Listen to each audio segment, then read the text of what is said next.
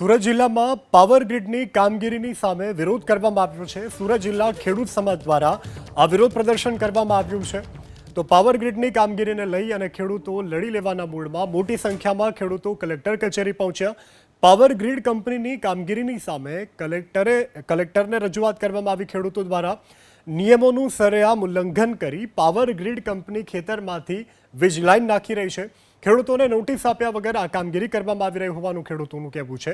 સુરત જિલ્લા તેમજ અન્ય ગામોમાંથી વીજ પરિવહન માટે ટાવર લાઇન નાખવામાં આવી રહી છે। પાવર ગ્રીડ કંપનીની કામગીરીથી ખેડૂતો અને પર્યાવરણને મોટું નુકસાન થઈ રહ્યું છે। ખેડૂતોને યોગ્ય વળતર પણ ન ચૂકવ્યા હોવાનો ખેડૂતોનો આક્ષેપ છે।